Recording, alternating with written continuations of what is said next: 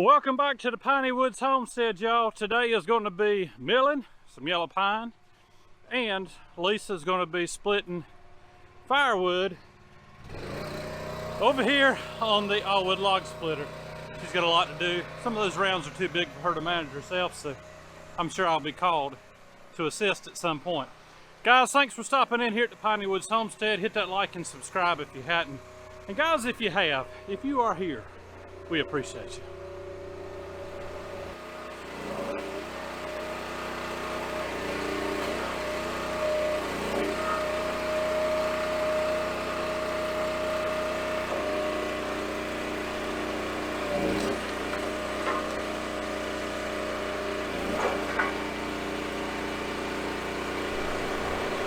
Some of that over there she's working with is just big wood, y'all. And we like that because you get a whole lot more firewood out of it. But we split everything we can get our hands on. It's good for home heating, barbecue wood, what have you.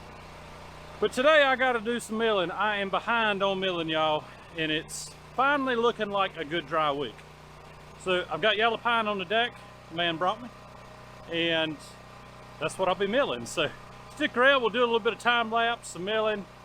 Might even explain the mill just a little bit. I don't know that I ever really have explained this mill very well to you. All right, let's get to it.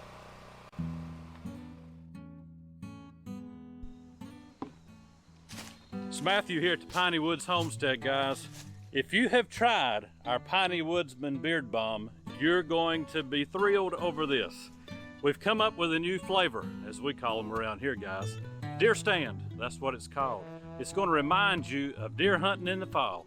The smell of fresh leaves falling, the smell of fresh dirt being turned over, the smell of that crisp morning air as you're climbing up into the deer stand, freezing your tail off. Guys, you're going to love Deer Stand from Piney Woodsman.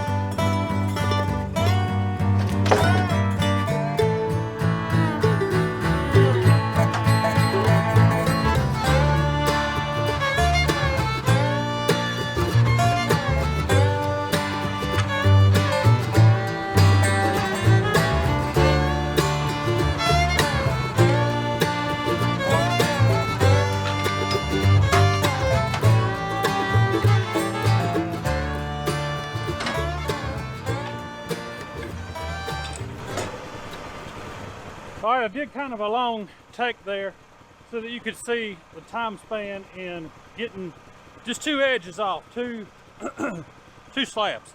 And you can see the slabs over here. It gives you an idea of just how much taper there is in the log.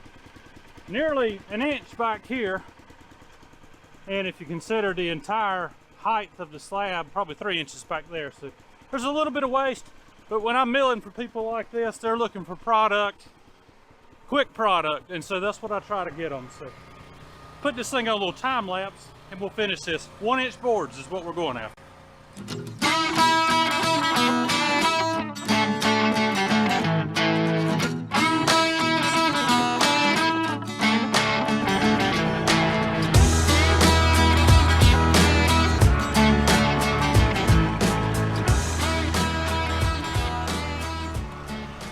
Alright y'all, in exactly 30 minutes I have put one log on the mill, got it milled into 1-inch lumber, and got a second log on the mill. I'll take you up here and show you what I just offloaded. It's pretty good looking lumber, y'all. So I don't know if you can tell, but this is really clear pine. This was the butt log. Not a whole lot of knots in it whatsoever. Nice and clear, no rot, nothing. It was just put on the ground a couple of days ago. And this EZ Boardwalk Jr, you can only get down, the lowest cut you can do is 1.25 inches. So the last board is always 1.25 inches. And this man wanted 1-inch boards, but I don't think he's going to be upset with a couple of 1 and 1/4 inch boards. And you end up with a 1/2 inch board there too. It's just kind of the way it works out once in a while, but pretty good stack of 1-inch wide boards in there. I hadn't put the tape on them, but they're probably 9.5 inches. And only one really thick slab, that first taper cut that I do on that log. So the other slabs I whittle down and get stickers out of it, and that goes with the customer as well. So they're getting everything that's usable back with them. So let me show off this mill real quick, the mill head at least. I'll start with that. This mill is made in Missouri, if I'm not mistaken, by some Mennonite people, and it's all handwork. They're welding. Everything is done by hand to my knowledge. My dad bought this mill, many years ago now, and gave it to us, gifted it to us several years ago. It's been a real blessing. Let me see, let me start off here. It's got an angled head on it, if you can see this. I believe it is somewhere between 20 and 25 degrees is the actual angle of the cut. And what that does, especially when you have a fresh, sharp blade on there, it will actually pull itself slightly through the wood. You really don't even have to push that hard. And I'm running I believe it's a Wood Miser silver tip on there right now. My dad actually brought me those a while back, and I've just gotten into them. They seem to cut pretty good. In my opinion, they're around the same as the Timberwolf that EZ Boardwalk recommends for their mills. From my experience, the absolute best band that I have used, I only have one of them.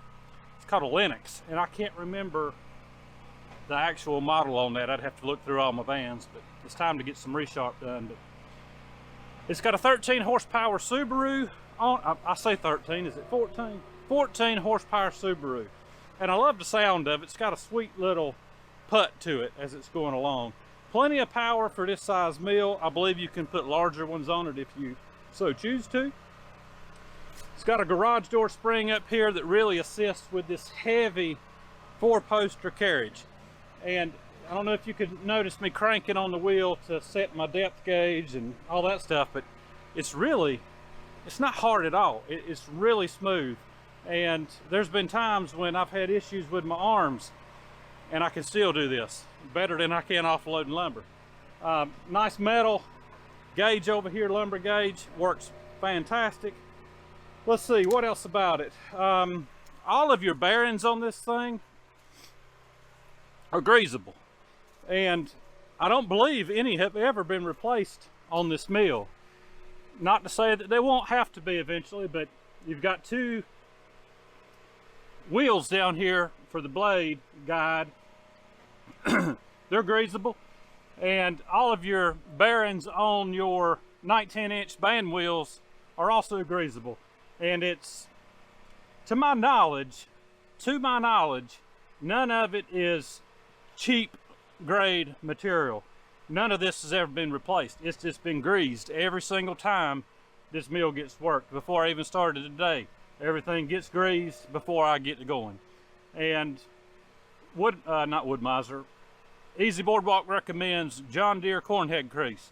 So that's what's in it.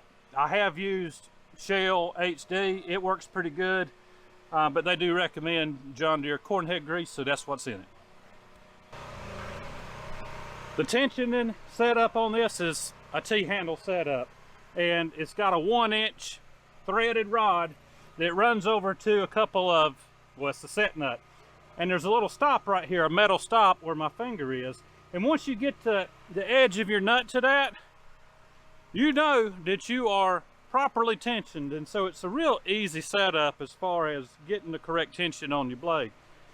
It originally, when this thing was manufactured, I still have it somewhere. I believe it was a 3/4 inch bar, and that thing wore out, y'all. It became cross-threaded going through the assembly, and a friend of mine fortunately came over with his welding rig and did me a solid, big time solid, and helped me get this thing repaired, replaced, so I could get up and run. And that's when really we were first starting out and didn't have a nickel to rub together. Now we got a nickel, but that's about it. But we're making it. The track on this thing is heavy.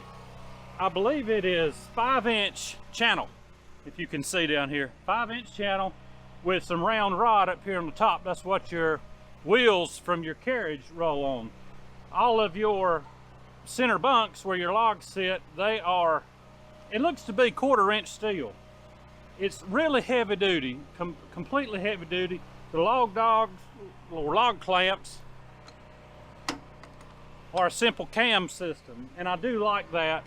I haven't had any issues. It does get challenging if you've got the max size log, and this one is rated for up to 30-inch diameter. It gets real challenging. You can't always clamp those down because your carriage won't go past it.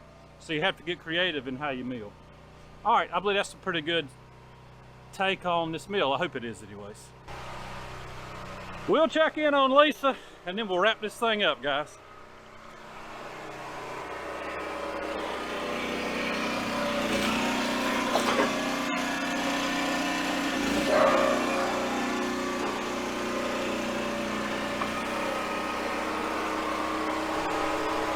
Best thing to do when a woman is in a groove getting work done is to let her be, and she's doing good, y'all. These rounds are pretty big, a lot of hickory and white oak, red oak sitting there, and I couldn't do it without her, y'all.